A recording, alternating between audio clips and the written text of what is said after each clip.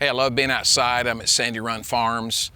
Tim and Joanne Goggins own this farm. It's a blueberry farm. If you don't know that, it's a great place to be. And one thing I love about this is it reminds us so much of the Bible was written in an agricultural, agrarian time where people had to grow their own crops in order to eat. And you didn't just run to a store, you were the store. And so it represented your money, it represented your time, it represented your resources. And as we talk about sowing and reaping, this is really the picture of what it looks like, where we understand as a people, we go outside and we sow and we gather. And Jesus even said that the fields are white unto harvest, and pray that God would send laborers into the harvest. And this is harvest season. And so we've been talking about giving and giving of your time and giving of your talents. And we're moving into the power of giving of your money.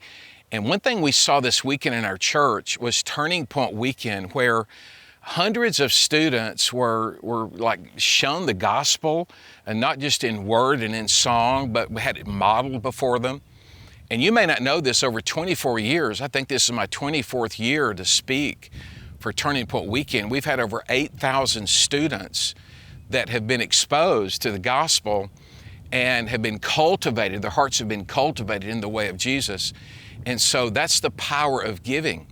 Now, today in Judges chapter 6, I love the book of Judges. It's not men with robes on. It's men who were appointed leaders, and they were appointed leaders for a certain amount of time. And today you see a young man who has nothing to offer the Lord other than fear and weakness and cynicism. And our world's kind of pushed us in that direction, where all the things you're seeing around us, you're like, man, I'm just going to hide out. And he's actually hiding in a wine press as he is sifting wheat. And it's the opposite. If you know anything about the wheat, you're out in the open. There's a threshing floor, and you're throwing the wheat up in the air so the chaff can be blown away. And he is in a wine press, and it's like a huge hot tub. If you see a huge hot tub, it's like that with a drain where the juice begins to flow from the grapes down so they can be fermented. And he's inside there hiding out and throwing up the wheat just high enough to get over the top of the hot tub, so that the wheat can fall to the ground and the chaff be blown away. And it's a picture of weakness and brokenness. It's a picture of the people of God in Israel, because they had turned away from the Lord. And he says in Judges chapter 6, verse 10, that it's because they hadn't listened to the Lord. And I find in my life that when I struggle the most, it's when I've been too busy to listen to the Lord.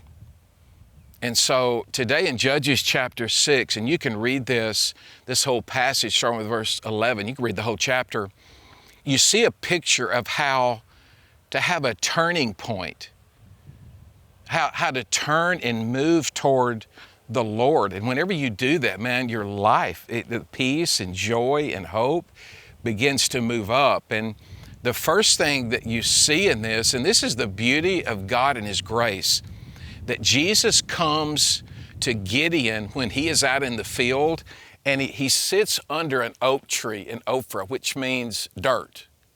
It's like they were dirt poor. And Jesus is sitting, and this is how cool Jesus is, man. He will come where you are. He will come to your workplace. He will come to your school, because He is everywhere. We're not pantheists, but He can be anywhere because He is God, and He's outside of time. And He connects with Gideon, and you begin to see a change in Gideon's life. That all of a sudden, he begins to talk with the Lord of hosts, and he's not even aware of it.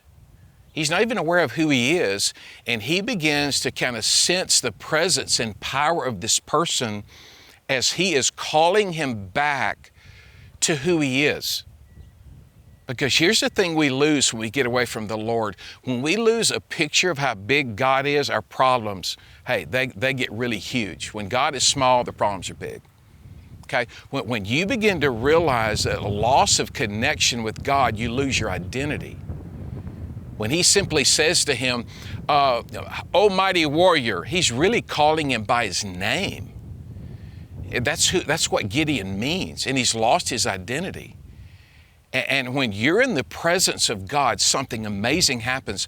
You begin to confess all of your hurt and all of your pain and all of your fears. And you begin to basically say, God, I didn't see you as high and lifted up anymore. God, I see you as small. And he begins to confess his sins, begins to realize where he is and how far he's fallen. And God, then Jesus begins to say, hey, now I am with you, mighty warrior. Now that you know where you are, nobody's lied to you more than you've lied to you. When you begin to realize where you are, he commissions you to get you to move out, to do things he wants you to do for him. It's a partnership where God says, hey, I will go with you. You go out, but I will go with you. It's a co-mission. I'm sending you on a mission, but I am with you. I'm along beside you. It was David when he was 16 years old, where God commissioned him to take a slingshot and a rock to kill a giant. It was God who commissioned Moses. Think about this, how crazy this would be. Hold up your staff and the sea will part. Where God commissioned a little kid to give his lunch so that thousands of people could be fed. And the reality we find is little becomes much when it's placed in the hands of God.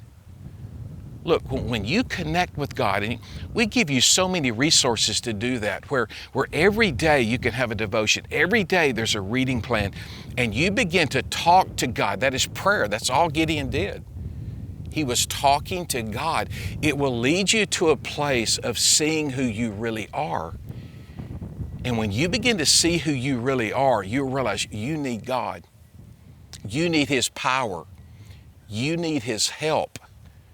And he'll begin to commission you, and you'll begin to move out, because that's what worship looks like. Listen, when you've been in the presence of God and he has worked in your heart, the one thing you're going to want to do is give. You can't worship God and not give. And Gideon says, hold on just a second, so I know that's you, and I've been in your presence. If you are the Lord, and I believe you're the Lord, I've got to go back, and I'm going to get some bread. I'm going to make some bread.